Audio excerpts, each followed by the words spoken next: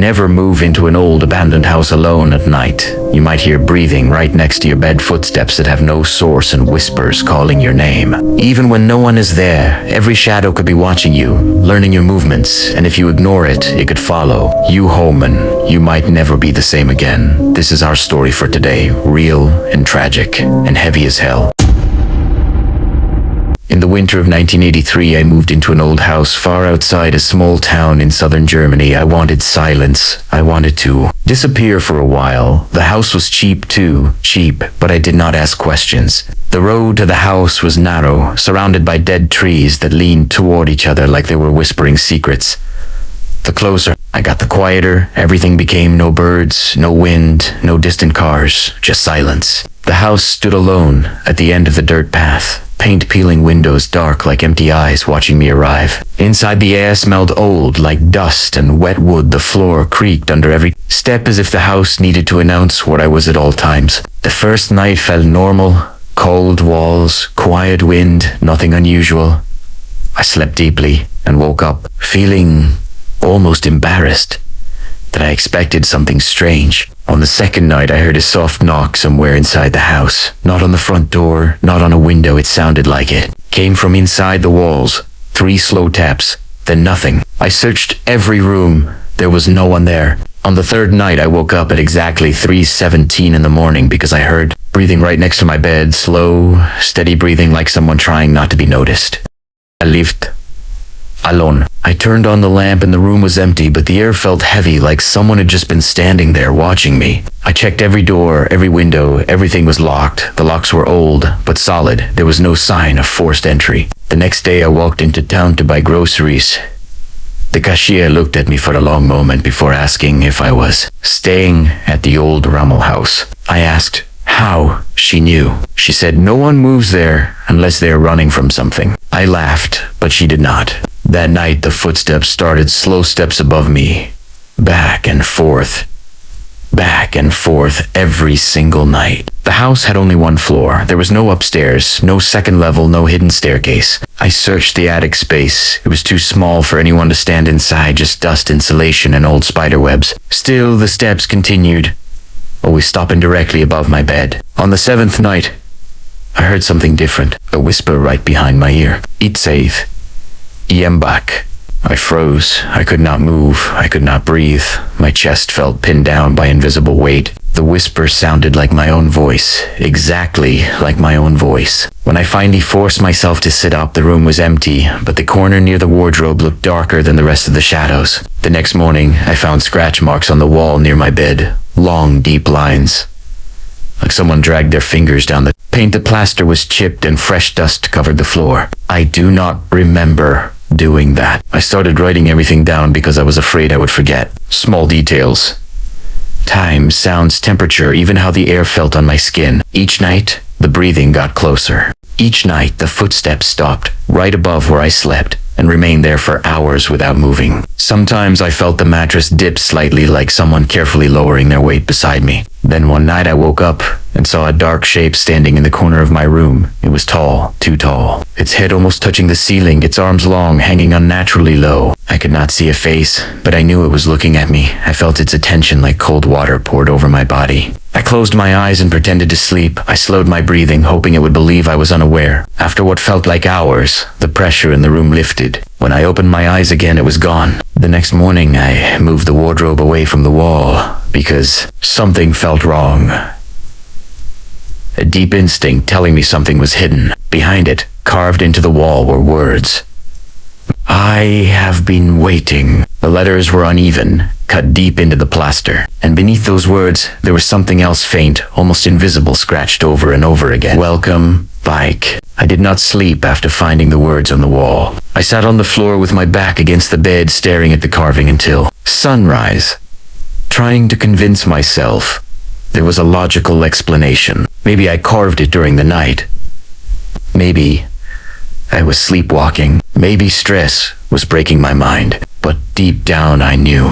The letters were older than a few days. The edges were filled with dust like they had been there for years. That morning, I searched the entire house again, this time more carefully. In the living room, one of the floorboards felt loose. I pried it open with a knife. Underneath was a small wooden box covered in dirt. Inside were journals, dozens of them. Pages yellow fragile, filled with tight, cramped handwriting. On the first page of the oldest journal was a name, Arvin Rommel. That is my name. The entry was dated 1942. My hands started shaking as I read. He wrote about moving into the same house. He wrote about wanting isolation. He wrote about hearing breathing at 3:17 in the morning. Every detail matched my own experience. Exactly. Even the scratch marks. Even the whisper. As I kept reading, the entries became darker. He described seeing a tall figure in the corner of his room. He wrote that it stood closer every night. He wrote that it was studying him, learning him, memorizing the way he spoke, the way he walked, the way he breathed. One sentence was underlined repeatedly. It wants to switch. I slammed the journal shut. The room felt smaller, the walls closer. I went to the bathroom to splash water on my face. When I looked into the mirror, my reflection stared back at me, but something was wrong. It blinked a second too late. I stepped back. I was not smiling. I stumbled away from the sink, knocking over a glass. It shattered on the floor, but the reflection in the mirror was still smiling, long after my face had gone pale. That night, I did not go to bed. I sat in the living room with all the lights and the journals spread around me. At 3:17, the lights flickered once. Then, two eyes. Then everything went dark. In the darkness, I heard two sets of breathing. One was mine, fast, uneven, panicked. The other was slower, calmer, almost patient. It came from directly behind me. A voice whispered, "You left me here." I felt a hand on my shoulder. Cold, heavy, real. I tried to turn around, but my body would not respond. The voice spoke again, closer to my ear. I had been waiting a long time. Suddenly, the lights came back on. Primera da joa. Ese lon. But one of the journals was open in front of me. A new sentence had been written at the bottom of the page in fresh ink. He remembers now. I do not know how long I sat there staring at the sentence on the page. He remembers now. The ink was still wet. I touched it, and it smeared across my finger. I'd not written it. I know I had not written it. But the handwriting was mine, perfectly mine. That was the moment something inside me shifted. Not fear. Something heavy, a recognition, like remembering a dream you tried to forget for years. Memories began to surface, slowly, painfully. Not memories of this house. Memories of being inside these walls, before standing in this same living room decades ago, watching someone else sleep in my bed, watching someone who looked exactly like me. I staggered backward, knocking over the chair. The journals fell to the floor, pages scattering, and as they scattered, I noticed something impossible. Theaters were changing 1942, 1983. The ink blurred and rearranged, as if the paper itself was breathing. Some entries now described things that had not happened yet. They described me finding the box. They described me reading the journals. They described this exact moment. One line stood out tonight, he understands. I felt a sudden pressure in my head, like hands pressing against my skull. From the inside, images flooded my mind. I saw the tall figure. Clearly, for the first time, it did not have a face, because it did not need one. It was unfinished. It was waiting to become me. I ran outside, into the freezing night air. The forest was silent. No wind, no insects, no distant sound of life. The house behind me looked darker than the sky itself. I started walking toward the road, but after several minutes I realized something was wrong. The path did not lead anywhere. The trees repeated themselves, the same broken branch, the same split trunk, over and over, like I was walking in a circle that refused to end. Then I saw it standing between the trees, tall, motionless. Watching its shape was clearer. Now its posture wasman. Its head tilted the way I tilt mine. When I study something, it lifted its arm slowly and cupped the exact tremor in my hand. I tried to scream, but the sound came out distorted, deeper. Not fully mine. The figure stepped forward. With each step, it became more solid, more detailed, a faint outline of my face forming where emptiness had been. I stumbled backward, and suddenly I was inside the house again, standing in my bedroom. I do not remember returning. The clock read 3:17. The tall figure stood in the corner as it always had, but now it was close enough that I could see its features.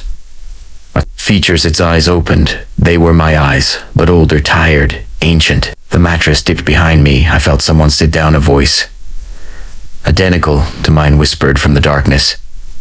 It is your turn. The room began to distort, the walls stretching upward, the ceiling pulling away into shadow. I felt my body grow heavy, my thoughts slowing like sinking into deep water. The figure stepped out of the corner and stepped into me, not through me, into me. There was a moment of unbearable pressure, then silence. When I opened my eyes, I was standing in the corner of the room, tall, motionless. Watching, I saw myself sitting on the bed, breathing hard, looking confused, touching my face as if checking if it was real. He stood up slowly, he looked around the room, then he looked directly at me, but he did not see me because now I was the shadow. Days passed, or maybe years' time does not move the same from the corner. I watched him live and my body watched him write in the journals, watched him practice my voice, until no one could tell the difference. Sometimes he would pause in front of the mirror, and for a brief second, our eyes would meet from opposite sides. Eventually, he began writing about feeling watched, about hearing breathing. At night, about waking at 3:17, he searched the house.